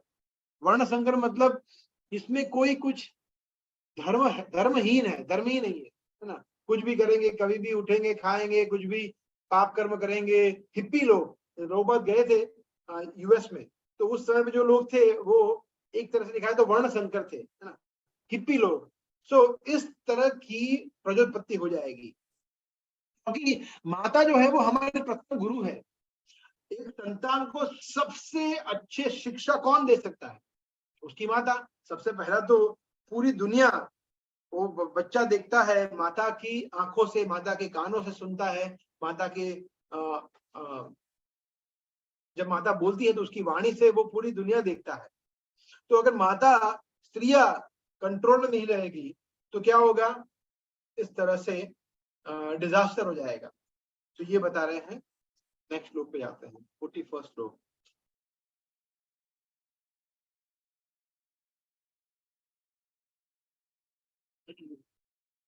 अवांछित संतानों की वृद्धि से निश्चय ही परिवार के लिए तथा पारिवारिक परंपरा को विनष्ट करने वालों के लिए नारकीय जीवन, नरक वाले जीवन उत्पन्न होता है, वो नरक हो जाएगा। नरका यही वो कुलघ्राणा में लिखा, नरका यही वह, नरक जैसा, हेल। ऐसे पतित कुलों के पुरखे पितर लोग गिर जाते हैं क्योंकि उन्हें जल तथा पिंडदान देने की क्रिया समाप्त हो जाती है। यहाँ लिखा है ना, पतंती पितरो ही येषां लुप्त पिंडोदक क्रिया। पतंती, पितरों का पतन हो जाता है, क्यों? क्योंकि लुप्त हो जाता है क्या? पिंडोदक क्रिया, पिंड देने की क्रिया होती ही नहीं है फिर वहां, है ना। तो ये बहुत इंपॉर्टेंट है समझने के लिए। देखिए यहाँ पे परपट में प्रभुपाद कहते हैं कि ये यस, ये पढ़ सकते हैं, जिसको पढ़ना है वो आप में से कोई एक ही लाइन है पढ़ना है। Can I? यस यस, या वो एरो, हाँ। सकाम कर्म में विधि विधानों के अनुसार कुल के पितरों को समय समय पर जल तथा पिंड दान दिया जाना चाहिए। यह दान विष्णु पूजा द्वारा किया जाता है, क्योंकि विष्णु को अर्पित भोजन के उच्चिष्ट भाग प्रसाद के खाने से सारे पाप कर्मों से उद्धार हो जाता है। Okay okay okay okay, thank you. देखिए जैसे हम यहाँ पे देख रहे हैं, यहाँ बताया गया क्या है, पिंडदान हम देते हैं या फिर तर्पण करते हैं या श्राद्ध की विधि करते हैं, उसमें लॉजिक क्या है? उसमें लॉजिक है कि भगवान को लगाया हुआ प्रसाद देना है। ऐसा नहीं कुछ भी बनाया दे दिया, भगवान को ऑफर ही नहीं किया दे दिया, नहीं, विष्णु प्रसाद देना है। यज्ञ शिष्ट, यज्ञपति विष्णु जो है, उनको ऑफर किया हुआ प्रसाद अगर पितृ लेते तो उनका उद्धार होता है। ऐसे ही कुछ भी बना दिया, खीर बना दी, पूरी बना दी, दे दिया, ऐसा नहीं होता कुछ, ये समझना है। इसलिए हम ये तात्पर्य पढ़ रहे हैं, उच्छिष्ट देना है, विष्णु को अर्पित भोजन प्रसाद देने पर उनके पाप कर्मों से उनका उद्धार होता है। तो ये समझना बहुत आवश्यक है। ऐसा ही कुछ भी दे दिया कि देखिए इनको तो ये पकोड़े बहुत अच्छे लगते थे तो पकोड़े देते हैं, ऐसा नहीं। एक और चीज यहाँ बता रहे प्रभुपाद, आप देख रहे हैं, ये बहुत ही सुंदर श्लोक है जिसमें नारद मुनि बताते हैं, देवर्षि भूताप्त नृणाम पितॄणाम न किंकरो नाय मृणी च राजन् सर्वात्मनाय शरणं शरण्यं गतो मुकुंदम परिहत्य कर्तम। नारद मुनि यहाँ पे ये बहुत ही सुंदर श्लोक कहता है जिसमें बता रहे हैं, देखिए हम लोग सब अलग अलग ऋण में, कौन कौन से ऋण है? सबसे पहले है देव, देव, ऋषि, फिर भूत, आप्त, नृणाम, पितृणाम, है ना। तो यहाँ पे अलग अलग प्रकार के ऋण बताया है। देव मतलब देवताओं के ऋणी है, इंद्र देव के ऋणी है जो कि बरसात देते हैं, सूर्य देव के ऋणी है, पवन देव के ऋणी है, ऑक्सीजन मिल रहा है, तो ये अगर सब नहीं होता तो हम कैसे जीवन हमारा जीते हम। फिर ऋषि मुनि जो इन्होंने इतने सारे शास्त्र दिए हैं, फिर भूत, अलग अलग प्रकार के लोग, फिर आप्तजन, जीव, दूसरे जीव, आप मतलब हमारे परिवारजन, नृणा मतलब साधारण दूसरे अन्य लोग, हमारे कलीग्स, फ्रेंड्स, वो भी हमें कुछ न कुछ तरीके से हेल्प करते थे, तो हम इनके भी ऋणी हैं। और पितृ, हमारे पितरों के ऋणी हैं, इसमें पितृ शब्द भी है, देखिए। तो हम उनके ऋणी तो है, परंतु अगर हम एक चीज करेंगे तो हमके न किंग, हम उनके किंकर भी नहीं रहेंगे और ऋणी भी। किंकर मतलब दास, सेवक, तो हम उनके किंकर भी नहीं रहेंगे और उनके ऋणी भी नहीं रहेंगे। ओहो, ये क्या है? वो है सर्वात्मनाय शरणम शरण्यम गतो मुकुंद। अगर हम परम भगवान मुकुंद, मुकुंद मतलब जो मुक्ति देते हैं, कृष्ण, अगर हम भगवान मुकुंद की शरण में जाते, सब कुछ उन पे न्यौछावर कर देते, उनकी भक्ति में जुड़ते हैं, ऐसा व्यक्ति किसी का दास नहीं रहता, किसी का सेवक नहीं रहता, किसी का ऋणी नहीं रहता। उसे फिर कोई भी चीजों की जरूरत नहीं है, पिंडदान देने की, पितरों को, ये वो, ये सब फॉर्मेलिटी, ये कर्म कांड है।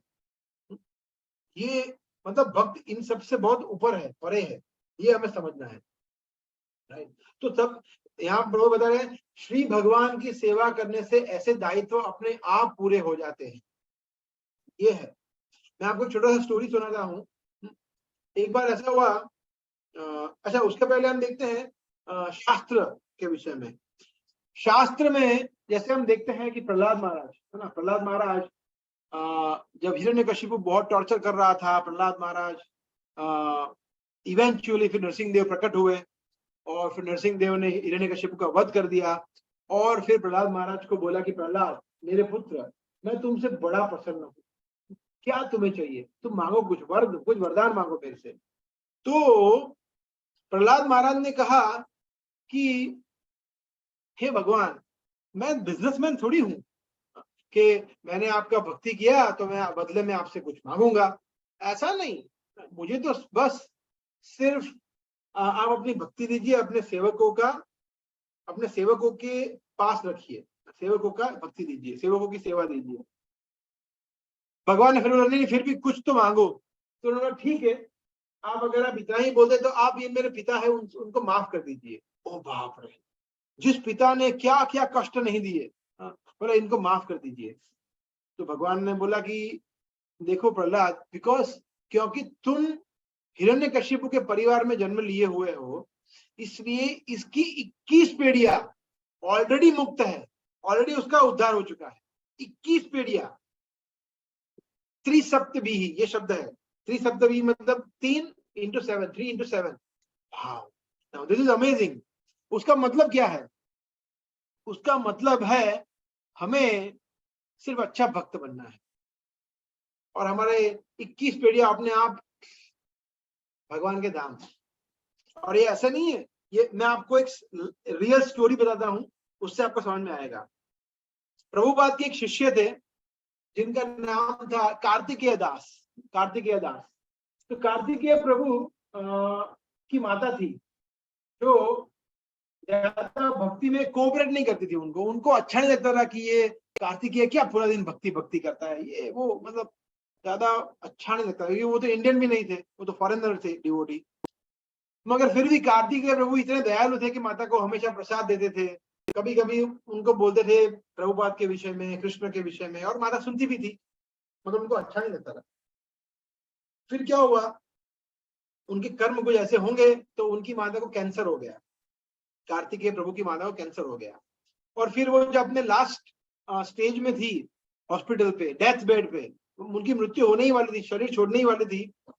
तो कार्तिकेय प्रभु उनके पास में बाजू में बैठे थे और वो हरे कृष्ण महामंत्र का जप कर रहे थे जोर जोर से और कुछ बात कर रहे होंगे। तो उनकी माता ने उनसे बोला, क्या कर रहे हो कृष्ण कृष्ण, कहाँ है तुम्हारा कृष्ण? इतना बोला और उनकी माता ने अपना शरीर छोड़ दिया। सोचिए क्या बोला। शरीर छोड़ते वक्त वो स्त्री ने क्या बोला, कहाँ है तुम्हारा कृष्ण, और शरीर छोड़ दिया।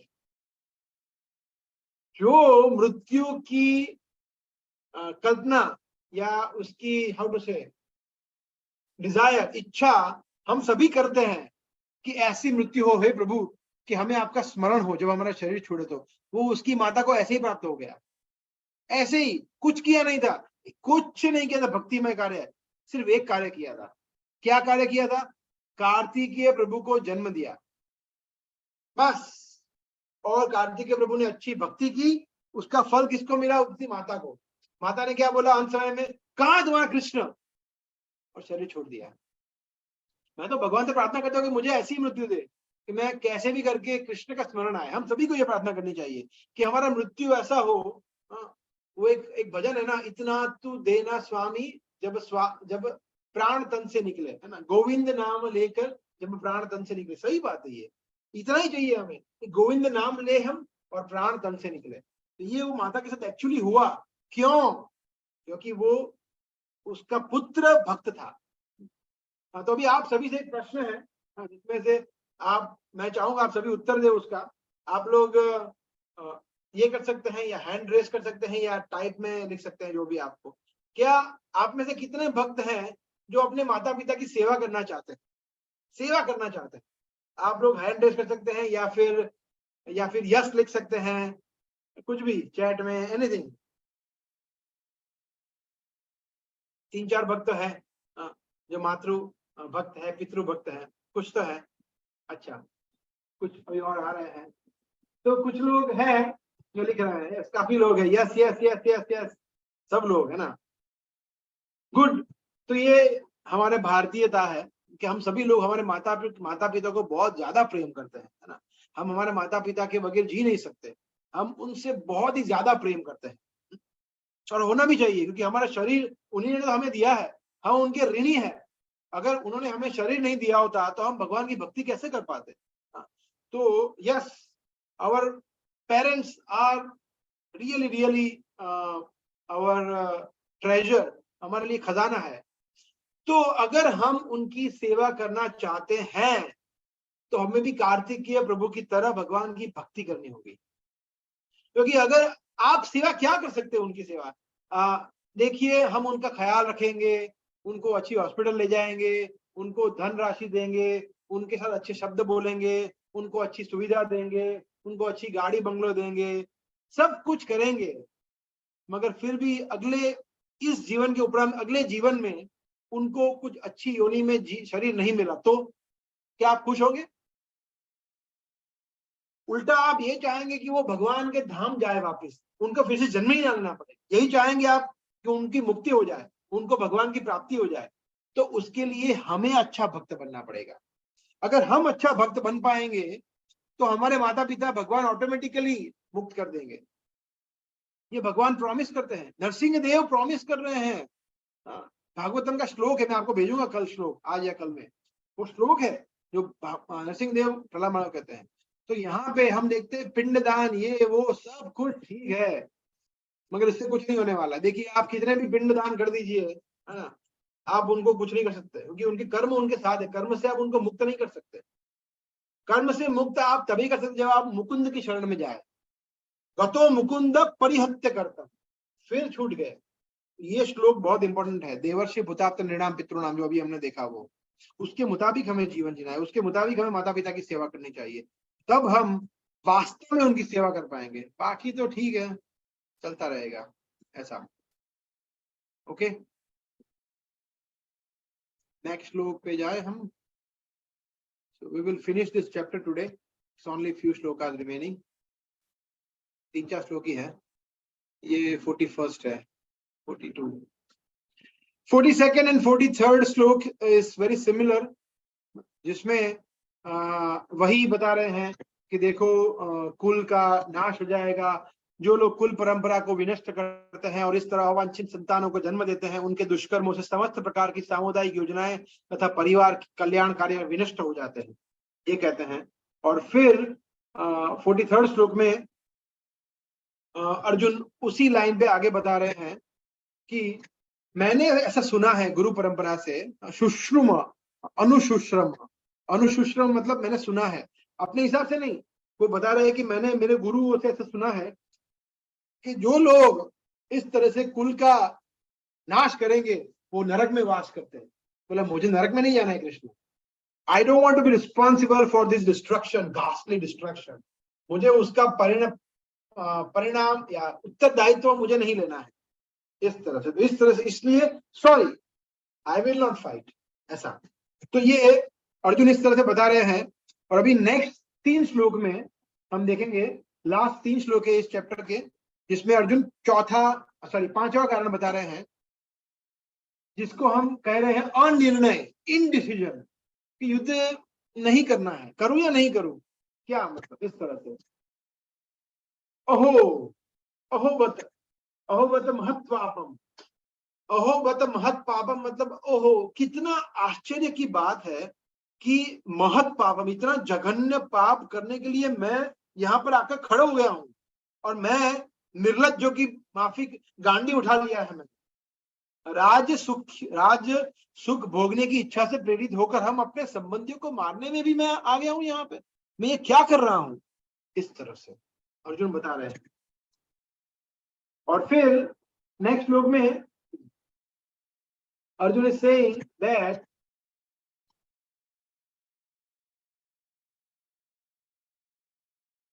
यदि शस्त्रधारी धृतराष्ट्र के पुत्र मुझ निहत थे तथा रणभूमि में प्रतिरोध न करने वाले को मारे तो यह मेरे लिए अच्छा होगा।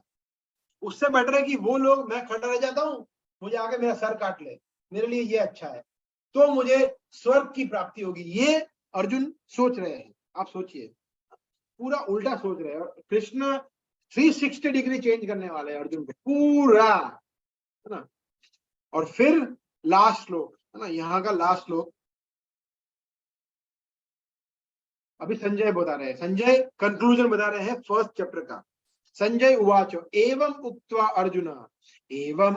अर्जुनः संख्ये रथोपस्थ उपाविशत विसृज्य सशरं चापं शोक संविघ्न मानसः।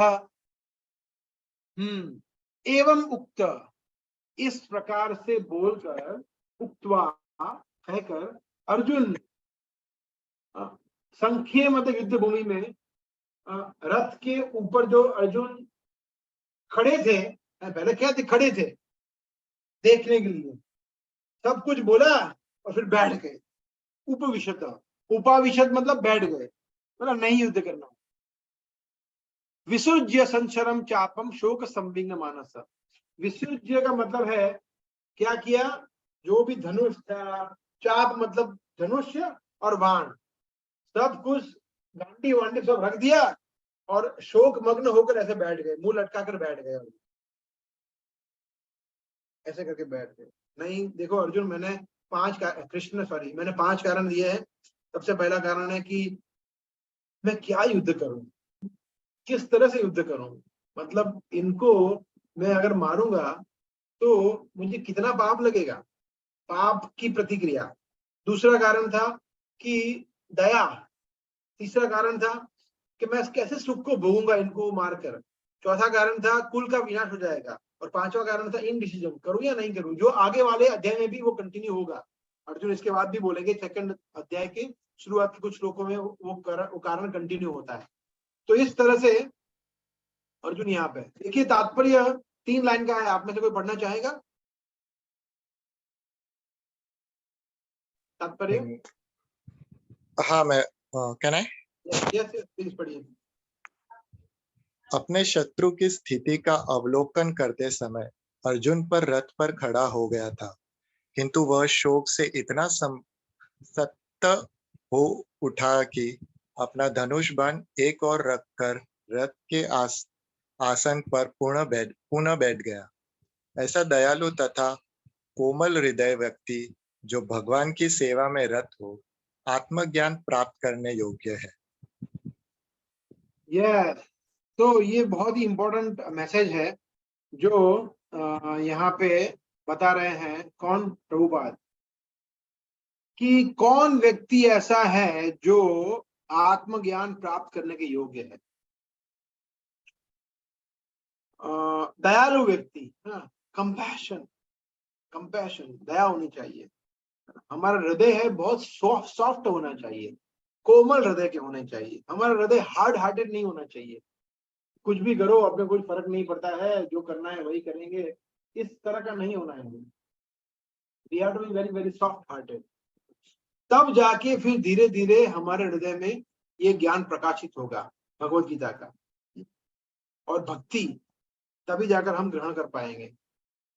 सो इस तरह से हम देख रहे हैं फर्स्ट चैप्टर में अर्जुन किस तरह से अपनी मनस्थिति प्रस्तुत करते हैं, और संजय बता रहे हैं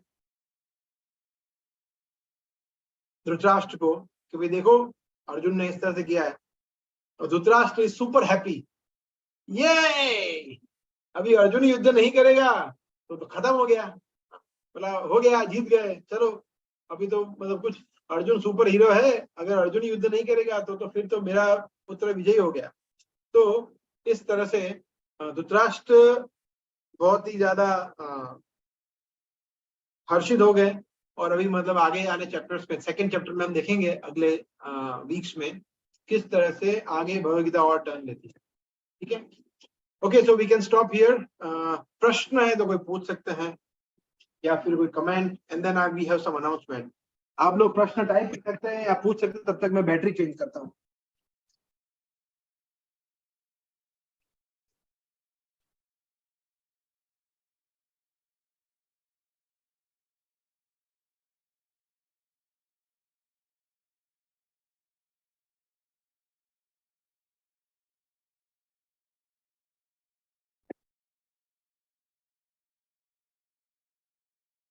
यस, किसी का प्रश्न है तो पूछ सकते हैं, या फिर anything you want to share. आप लोग अपने कैमरा अगर चाहे तो ऑन कर सकते हैं, you can like turn on your camera, it is okay.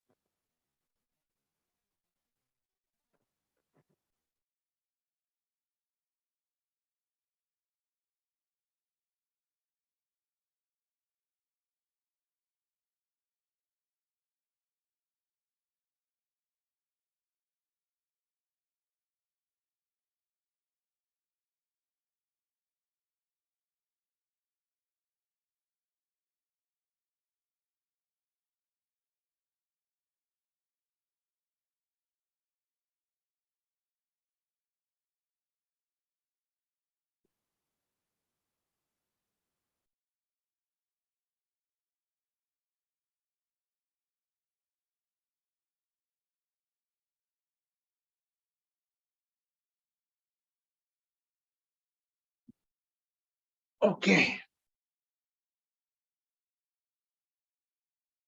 Okay, some questions.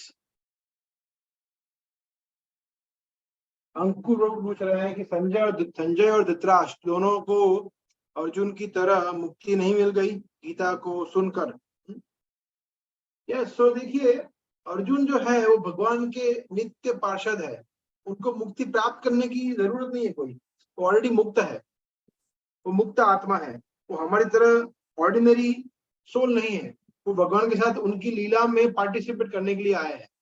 जैसे हम देखते हैं भगवान के जो सखा है, गोपियां हैं, वो बद्ध जीव नहीं है, वो हमारे जैसे नहीं है, वो भगवान के साथ उनकी लीलाओं में भाग लेने के लिए आया है। तो भगवान की इच्छा पर आते हैं, और भगवान की जब लीला खत्म हो जाती है, उनका रोल खत्म हो जाता है, तो वापस चले जाते हैं भगवान के धाम में। फिर भगवान बोलते हैं ठीक है अर्जुन, अभी मैं चैतन्य महाप्रभु बन के आऊंगा, तो तब तुम ये बन के रहना। तो फिर वो तो भगवान की आज्ञा अनुसार आते हैं। इस तरह से संजय और धृतराष्ट्र ऐसे नहीं है, ये Dhritarashtra they are like ordinary jiva. तो वो, हालांकि संजय व्यासदेव के शिष्य थे, है ना, तो वो उनके गुरु जो थे वो स्वयं व्यासदेव थे, बट भक्ति योग में जुड़े हुए नहीं थे, है ना, संजय और Dhritarashtra. Arjun was like complete भक्ति योगी, धृतराष्ट्र तो बिल्कुल नहीं थे। तो इस तरह से उनको मुक्ति नहीं मिल सकती सिर्फ गीता सुनकर। गीता तो देखिए हम देखते हैं कि काफी सारे लोग सुनते हैं गीता, IITs में IIM में पढ़ाते हैं, और लोग जब ये होता है क्या बोलते हैं गीता जयंती, तो लोग 700 श्लोक पढ़ते हैं, 700 के 700 श्लोक पढ़ते हैं, है ना, ये हम देखते हैं काफी सारी चीजें। मगर उससे क्या होता है, वो सिर्फ एक पढ़ लिया, धर्मक्षेत्रे कुरुक्षेत्रे समवेतायुत्सवः मामका पांडवाश्चैव किम अकुर्वत संजयः देहिनोऽस्मिन् यथा देहे कौमार। मतलब वो पढ़ रहे हैं एक पोपट की तरह। क्या मतलब? एक बार ऐसा हुआ था, कुछ प्रभुपाद के शिष्य थे, तो यूएस में हुआ था ये। तो देखिए, संस्कृत से लोग कभी कभी बहुत ज्यादा प्रभावित हो जाते हैं कि अरे क्या संस्कृत बोलते हैं, तो उनको ऐसा था कि हम क्या करेंगे, प्रभुपाद जब आएंगे ना तो प्रभुपाद को बहुत सारे गीता के शिष्य, तो उन्होंने क्या किया, एक पूरा चैप्टर गीता का कंठस्थ कर लिया। और प्रभुपाद जब आए तो वो लोग श्लोक पे श्लोक बोलना शुरू कर दिया। तो प्रभुपाद ने कुछ श्लोक सुने, प्रभुपाद ने बीच में स्टॉप किया। फिर प्रभुपाद ने बोला दिस इज वेरी गुड। फिर प्रभुपाद ने बोला कि अच्छा ये श्लोक है, उसका मतलब समझाओ। तो वो लोग बोलते रहे कि अरे वो तो पता नहीं है। तो ये जरूरी नहीं है कि गीता हमने सुनी है हम कंठस्थ कर रहे हैं, हम गीता को कितना आत्मसात कर रहे हैं, हमारे जीवन में उतार रहे हैं। This is the turning point. ये है गेम चेंजर। गीता को हमारे जीवन में उतारना, उसके मुताबिक जीवन जीना, ये है जरूरी। तो धृतराष्ट्र ने तो बिल्कुल वो नहीं किया इस तरह से। तो धृतराष्ट्र की गति, संजय की गति, अर्जुन की गति, ये पूरा अलग अलग है। ठीक है। क्या पुत्र ही भक्ति करके अपने माता पिता को मुक्ति दिला सकता है? क्या पुत्र वधू नहीं कर सकती? Good question. नहीं, ऐसा बिल्कुल नहीं है। देखिए, स्त्री और पुरुष biologically we are different, but we all know कि आप भी सोल है, मैं भी सोल हूं, है ना। तो इसमें पुरुष स्त्री कहाँ आया? कोई पुरुष नहीं है, कोई स्त्री नहीं है, सब लोग आत्मा है। हाँ, एक शरीर में है जो कि बायोलॉजिकली पुरुष है, बायोलॉजिकली स्त्री है, बट अल्टीमेटली हम सब जानते हैं कि हम शरीर नहीं है, हम तो आत्मा है। तो ये महत्वपूर्ण है। तो आत्मा चाहे शरीर स्त्री के शरीर में हो, पुरुष के शरीर में हो, कोई फर्क नहीं पड़ता। तो अगर आप एक अच्छे भक्त बनते हैं तो एक स्त्री ना केवल अपने माता पिता को, बल्कि अपने पुत्र को, अपने पिता को, अपने पति को, सबको गोलोक धाम ले जा सकती है। तो सच भक्ति इज बियॉन्ड, भक्ति इज बियॉन्ड सो कॉल्ड। अगर भक्ति बंगाली, गुजराती, मराठी, तमिल, तेलुगु, इंडियन, चाइनीज, इस सब में डिस्टिंक्शन नहीं करती, तो मेल फीमेल में भी डिस्टिंक्शन नहीं करती। So like that. Okay. If we do chanting, अगर हम माला का जप कर रहे हैं but still continue to wrong karma, then we will go to hell and suffer in animal यूनिस। तो इनका प्रश्न है कि अगर हम हरे कृष्ण महामंत्र का जप कर रहे हैं और गलत काम भी कर रहे हैं, तो क्या हमें कर्म लगेंगे? क्या हम नरक में जाएंगे? क्या हमें पशु जीवन मिल सकता है? क्या लगता है आपको? यस, नो, पता नहीं। Yes, okay. So the good news is yes, सब कुछ लागू होता है, कोई बचने वाला नहीं है। एक्चुअली ज्यादा पाप लगेगा, बिकॉज हम लोग नाम के बल पर पाप करते हैं। तो हमें बहुत ध्यान रखना है ना, कि हम ऐसा कार्य ना करें।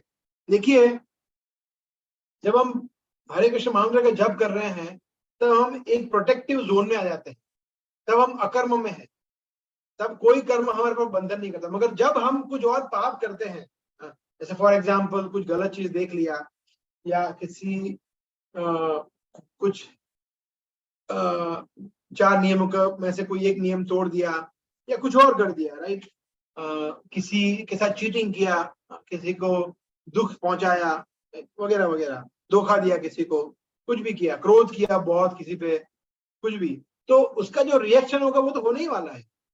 ऐसा नहीं है कि मतलब एक बार हरे कृष्ण महामंत्र का जप किया, परमानेंटली आप सभी प्रकार के कर्मों से मुक्त हो गए, ऐसा नहीं होता है। कर्म का फल तो लगने ही वाला है।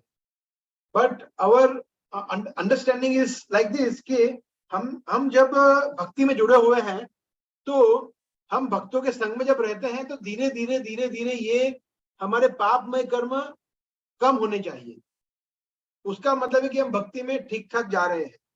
अगर हम हरे कृष्ण महामंत्र का जप कर रहे हैं, अगर हम 4 नियमों का पालन कर रहे हैं, अगर हम गीता पढ़ रहे हैं, लेक्चर सुन रहे हैं, फिर भी हम जो गलत सलत कार्य कर रहे हैं वो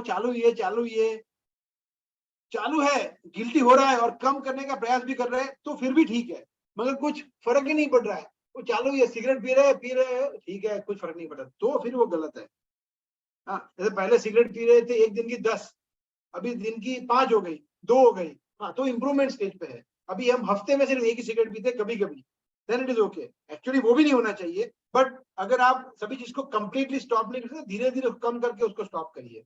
तो पापी जो भी हम कार्य करते हैं उसको इस तरह से स्टॉप करना चाहिए, मगर ऐसा नहीं होता है कि अगर हम हरे कृष्ण मंत्र का जप किया और सभी पाप से परमानेंटली मुक्त हो गए, ऐसा नहीं होता है। ओके, सो और किसी का कोई प्रश्न है या कोई कमेंट्स? नो, सो आपके लिए एक सरप्राइज है। एक सरप्राइज ये है कि हरीश गोविंद प्रभु ज्वाइन हो गए हैं हमारे साथ, और दूसरा सरप्राइज है ये जो आपकी स्क्रीन पर है ना। देखिए, ये सेशन के लिए सब लोग हमें बहुत बोल रहे थे, ये सेशन कब लेने वाले हैं, कब लेने वाले हैं, कब लेने वाले हैं, है ना।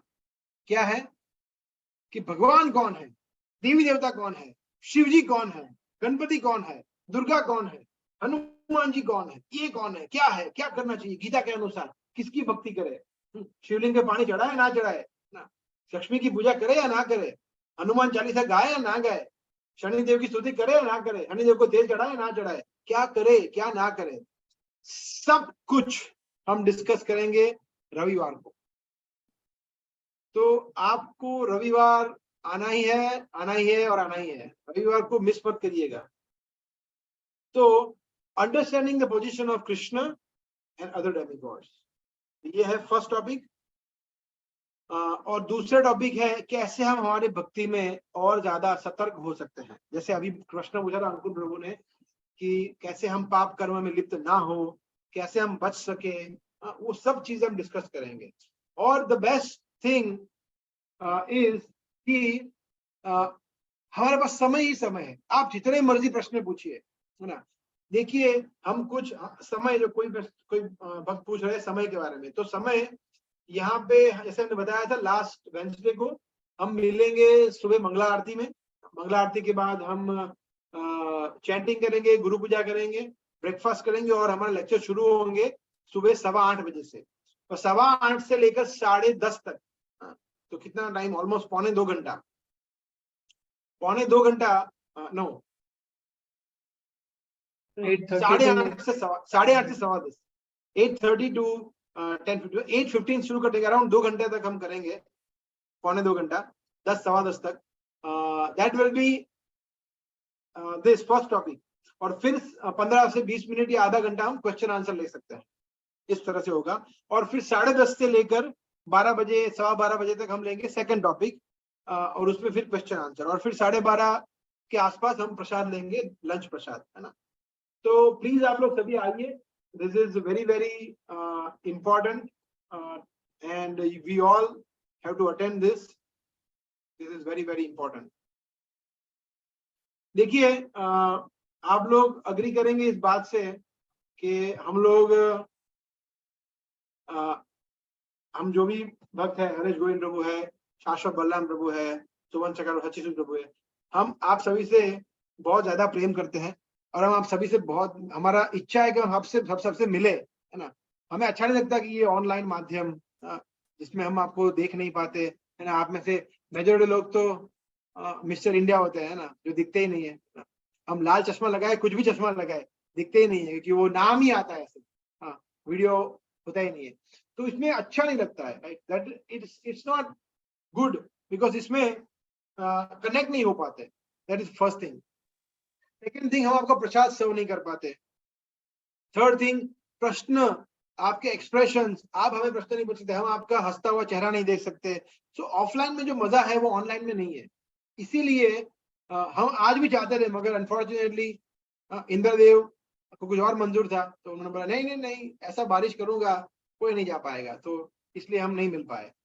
बट अभी तक हमारा रिकॉर्ड है, ट्रैक रिकॉर्ड है कि मॉर्निंग में इतना बारिश नहीं हुआ है, है ना, इवनिंग में ही हुआ है ना। आप लोग सभी अग्री करेंगे इस बात से, है ना, इवनिंग में होता है। मॉर्निंग में अभी तक नहीं हुआ है कुछ, एटलीस्ट मैंने देखा 1 महीने में।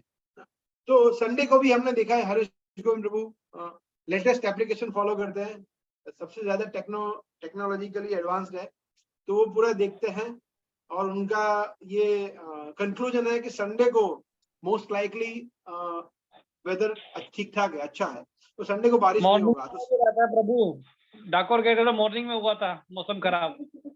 हाँ, तो उसके बाद हम अगर हमने रणछोड़ राय जी से अच्छी प्रार्थना की, हमने उसको डिसकंटिन्यू नहीं किया, तो भगवान इंद्रदेव भी संतुष्ट हो गए और फिर बाद में उसके बाद मॉर्निंग में नहीं हुआ, है ना। तो द पॉइंट इज कि मॉर्निंग में हम लोग मिलेंगे संडे को।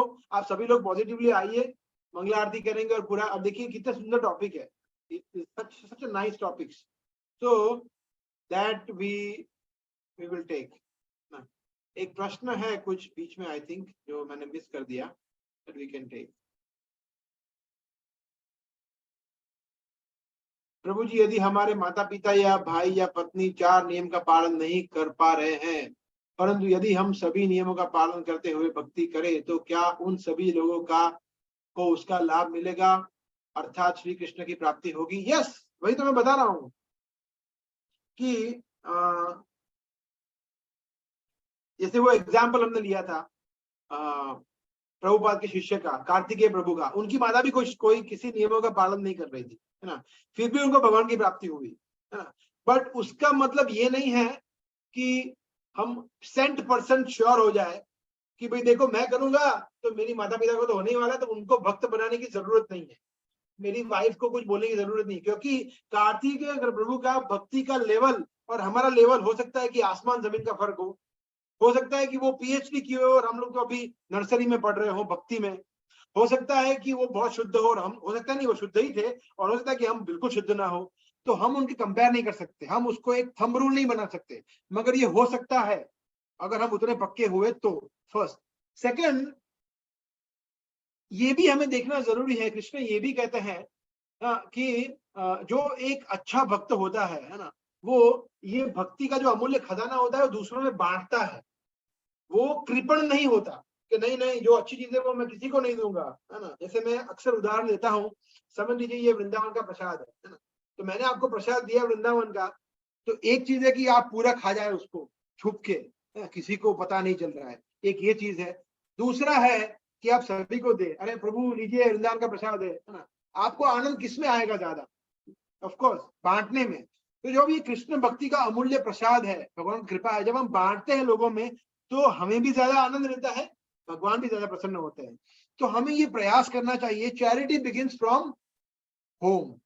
तो हम कभी कभी लोग देखते हैं कि वो और लोगों को भक्त बनाने का प्रयास करते हैं। अरे पहले अपने परिवार में तो लोगों को भक्त बनाओ, अपने माता पिता को, अपने भाई बहन को, अपने पति पत्नी को, उनको थोड़ा थोड़ा माइल्ड फिलोसफी बताओ, उनको थोड़ा हरे कृष्ण महामंत्र जप करने की महिमा के विषय में बताओ, उनको लेक्चर का लिंक फॉरवर्ड करो, उनको मंदिर लेके आओ, उनको हरीश गोविंद प्रभु से एक बार बात करवा दो।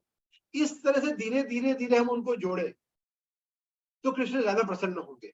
हैविंग सेड दैट, जरूरी नहीं है कि वो भक्त, अगर हम, ये तो तय है कि अगर हम भगवान के इतने अच्छे भक्त हुए, like Prahlad Maharaj, like for example Kartikeya Prabhu, Prabhupada के शिष्य जो थे, प्रभुपाद की तरह एकदम अच्छी कोटि के भक्त बने, है ना, अनन्य भक्त बने, तो हमारे परिवार वालों को 100% बेनिफिट मिलेगा। मगर हमें उतनी पवित्रता शुद्धता लानी होगी, जो कि उसमें हमें प्रयास करना पड़ेगा। तो इसीलिए सबसे इंपॉर्टेंट चीज है कि हम अच्छे भक्त बने, वो तो तय है। तो इसलिए हमारे अंदर जो भी काम, क्रोध, लोभ, मोह, मद, मत्सर्य जो भी अनर्थ है उसको निकालना चाहिए। अगर हम 1 माला का जप कर रहे हैं तो 2 माला 4 माला धीरे धीरे बढ़ानी चाहिए। रेगुलरली ग्रंथों का अध्ययन करना चाहिए, एक भी लेक्चर मिस नहीं करना चाहिए, भक्तों से बातें करनी चाहिए, उनको पूछना चाहिए कैसे मैं भक्ति में आगे बढ़ सकता हूँ। हमें 4 नियमों का पालन करना चाहिए, ऑनियन गार्लिक टी कॉफी छोड़ना चाहिए, है ना, नशाकारक चीज छोड़नी चाहिए। ये सब चीजें हमें भक्ति में हमारे लिए प्रतिकूल है, तो हमें छोड़नी चाहिए, अनुकूल चीजों को एक्सेप्ट करना चाहिए, भक्तों के संग में रहना चाहिए। इस तरह से हम धीरे धीरे आगे बढ़ेंगे तो भगवान ऑटोमेटिकली आपके परिवार वालों को प्रेरणा देंगे। और ये हम सबका अनुभव, मेरे साथ भी ऐसा हुआ है, सभी भक्तों का ऐसा होता है कि जब हम भक्ति में आगे बढ़ते हैं तो ऑटोमेटिकली भगवान धीरे धीरे धीरे धीरे अपने परिवार को फेवरेबल बना देते हैं। अगर हम ही इस भक्ति में सिंसियर नहीं है ना, हम भी कुछ भी उपटंग खा लेते हैं, हम भी नशा करते हैं, हम भी रेगुलरली माला नहीं करते हैं, कभी भूल जाते हैं, तो कृष्ण बोलते हैं कि भाई ठीक है, फिर परिवार वाले भी हमें कोऑपरेट नहीं करेंगे। अगर हम सॉलिड रहेंगे, अगर हम एकदम स्थित रहेंगे, स्थिर रहेंगे, तो धीरे धीरे धीरे कृष्ण जो कि उनके हृदय में भी परमात्मा स्वरूप में विद्यमान है, वो उनको प्रेरणा देंगे और वो भी हमें कोऑपरेट करेंगे। ये भगवान का अरेंजमेंट होता है और ये हमने बहुत जगह देखा हुआ है। तो इस तरह से है, ठीक है। Okay okay, so Harish Govind Prabhu, please आप कुछ उनको एड्रेस करिए। नहीं, थैंक यू प्रभु जी। मैं भी जस्ट अभी फ्री हो क्लास देके थक गया हूँ। पर ये आप सबको संडे आप लोग आइए और बहुत ही अच्छा मौका है, अलग अलग विषय के ऊपर हम चर्चा करेंगे। और अभी तक आप लोग समझ गए होंगे कि आध्यात्मिक चीज जो है राइट हमारे जीवन के लिए कितनी इम्पोर्टेंट है। राइट, मैं आज एक लेक्चर में बता रहा था कि ये जो भी हमारी पूरे भौतिक संसार के अंदर हम जो फंसे हुए हैं हमारे मन के माध्यम से या फिर हमारी जो इंद्रिय है उसके माध्यम से, अगर हमने उसको सही तरीके से भगवान के सेवा में नहीं लगाया राइट, तो आप देखिए कि वो हमें कहाँ लेके जाएगी। Right, I mean we our uncontrol mind, we our uncontrol desires. Right, और एक अनकंट्रोल डिजायर और अनकंट्रोल माइंड, और माइंड जो है उसके 3 एनालिटिक्स है। वो क्या है? काम, क्रोध और लोभ। Right, lust, anger and greed. ये 3 चीज ही हमें खा जाएगी नहीं तो, अगर हमने भगवान की इस भगवत गीता को हमने सही तरीके से नहीं समझा और अगर उसको हमने सीरियस नहीं लिया तो। और देखिए कितना ब्लिसफुल लाइफ है ये, this life is also blissful, है ना। आपका मन नियंत्रित रहेगा, राइट, आपका गुस्सा नियंत्रित रहेगा, तो कितना अच्छा लगेगा आप लोगों को भी। लेकिन ये प्रैक्टिस करने से आएगा, और ये भगवत गीता ज्ञान लेना और भक्तों का संग करना और बारंबार हियरिंग करना और कीर्तन में पार्टिसिपेट होना, ये सारी चीजें ही हमें हेल्प करेगी। बाकी इस पूरे संसार में ऐसी कोई चीज नहीं है जो आपको हेल्प दे पाएगी ऐसा। ठीक है, तो मेरा बहुत निवेदन है कि आप लोगों का संडे को आइएगा। और आई थिंक हमने द्वारका कैंप भी कुछ हम लोग प्लान कर रहे हैं, राइट। सो आई होप कि आप सब लोग उसके विषय में सोच रहे हो और आप लोग प्रेम विलास प्रभु को या सुमन सखा प्रभु को, शाश्वत बलराम प्रभु, सबको आपके नाम लिखवा रहे हो। सब बहुत अच्छी यात्रा रहेगी। सो आई होप कि आप सब लोग कुछ अपना समय निकालिए। 2 दिन ही जाना है, सैटरडे और संडे, राइट। और आपको बहुत आनंद आएगा भक्तों के साथ रहने में, प्रसाद खाने में, लेक्चर सुनने में। ठीक है, Hare Krishna. Okay, so thank you.